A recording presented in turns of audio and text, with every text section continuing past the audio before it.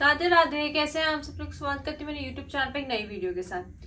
आज जो मैं आपके लिए वीडियो लेके आई हूँ एक ऐसी चीज पे है कि एक भक्त अपने भगवान को बोलता है कि आज मैं आपकी जगह लूंगा और देखूंगा कि आपके पास कैसे कैसे भक्त आते हैं और कैसी कैसी इच्छाएं लेकर आपके पास आते हैं और क्या होता है आगे कहानी में कि क्या चीजें वो देखता है, क्या वो कैसे कैसे भक्त दिखते हैं। तो इस वीडियो को आपको पूरा देखना पड़ेगा और अगर आपको ये वीडियो पसंद है तो प्लीज इस वीडियो को लाइक कर देना, चैनल को सब्सक्राइब कर देना। चलो वीडियो स्टार्ट कर। तो इस कहानी की ना शुरुआत होती है कि ना एक भक्त एक बार अपने भगवान से बोलता है कि भगवान आपके पास कैसे कैसे लोग आते हैं और कैसी कैसी इच्छाएं लेकर आते हैं। तो भगवान कहते हैं कि मेरे पास तो अलग अलग प्रकार के लोग आते हैं और अपनी अलग अलग इच्छाएं लेकर आते हैं जिसको मुझे उनकी पूरी करनी पड़ती है। तो भगवान जो भक्त कहता है कि आप थक नहीं जाते हो कि भगवान की इतने लोग आपके पास आते हैं, इतनी इच्छाएं लेकर आते हैं। तो भगवान कहते नहीं, मेरे को तो लोगों का काम, उनकी इच्छाएं सुनना, उनका संकट उतारने का ही काम है। तो भक्त कहता है तो ठीक है, आज मैं ना आपकी जगह ले लेता हूँ और देखता हूँ कि आपके पास कैसे कैसे भक्त आते हैं और कैसी कैसे इच्छाएं लेकर आते हैं। पहले तो भगवान थोड़े गंभीर हो जाते हैं कि मैं उसको कैसे रोकने दूं और कैसे करने दूं, बट फिर वो कहते हैं ठीक है। और भक्त कहता होगा आज आप आराम से घूमिए, मैं आज आपकी जगह लेके रखता हूँ। तो भगवान कहते हैं ठीक है, आज मैं तुम मेरी जगह आ जाओ, मैं तुम्हारी जगह आ जाऊँ। तो वो कहते हैं कि हम ये अगले दिन करेंगे और सुबह के टाइम पे ही तुम यहाँ आ जाना और मैं तुम्हारी जगह पे चला जाऊंगा। तो वो कहते हैं ठीक है। तो सुबह के 4 या 5 बज रहे होते हैं, जो भक्त होता है वो चला जाता है भगवान के पास और भगवान उससे कहते हैं और वो चेंज हो जाते हैं पूरे। भगवान अपने चले जाते हैं और वो वहां मतलब मूर्ति बन के खड़ा रहता है। तो थोड़ी देर बाद ही ना एक वो व्यापारी आता है और वो वहां पे ना भगवान से कहता है कि भगवान आज मेरा नया नया व्यापार स्टार्ट हुआ है, तो आप प्लीज मेरे व्यापार में ना मतलब आगे उसको बढ़ाना और आप प्लीज मेरे साथ रहना। तो ना जब वो ऐसे मतलब भगवान को अपनी इच्छा बता ही रहा होता है ना, तो थोड़ी देर में ना उसका जो पर्स, जब वो जहाँ से जा रहा होता है ना, उसका जो पर्स होता है ना जेब से, वो वहीं गिर जाता है और वहां से चला जाता है। तो जब मतलब जो भक्त होता है, जो भगवान इस समय बना होता है, तो वो देखता है ना कि उसका पर्स वहां रह गया, मैं उसको बता देता हूँ, पर ना भगवान की एक शर्त थी, ना तुम उनको कुछ बोलोगे, ना तुम उनको कुछ नहीं बोलोगे और ना तुम सीधे खड़े रहोगे अपनी मूर्ति बनकर। तो वो कहता है ठीक है। वो उसको नहीं बोलता, जो व्यापारी का जो पर्स होता है जो वहां गिर जाता है, वो उसको नहीं बताता कि तुम्हारा यहाँ पर्स गिर चुका है और व्यापारी वहां से चला जाता है।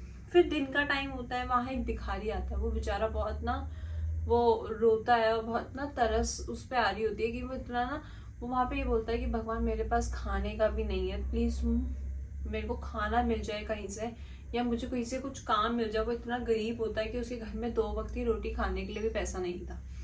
तो उतनी ही देर में ना जो भिखारी होती है ना, उसकी नजर ना उस पर्स पे जाती है जो थोड़ी देर पहले व्यापारी का गिर रखा होता है। तो वो उठाता है और बड़ा खुश हो जाता है कि आज मेरे घर में खाना आएगा और वो उसको लेके वहां से चला जाता है। उतनी देर में ना जो शिप पायलट होते हैं ना, जो शिप पे जा रहे होते हैं, वो आता है वहां पे और भगवान से ये कहता है कि भगवान मैं ना दूर वो समुद्री यात्रा पे जा रहा हूँ, तो आप प्लीज मेरी ना वहां पे सुरक्षा करना, मैं सही सलामत वहां से वापस आ जाऊँ। उतनी ही देर में जो पहले व्यापारी था ना, वो वापस आता है और पुलिस के साथ और कहता है कि मेरा यहाँ पर्स गिरा था, इसने चोरी किया है। तो जो शिप पायलट होता है वो कहता है कि मैंने तो चोरी किया है नहीं, मैं तो अभी अभी ही यहाँ आया हूँ, मैंने कहाँ से चोरी कर लिया।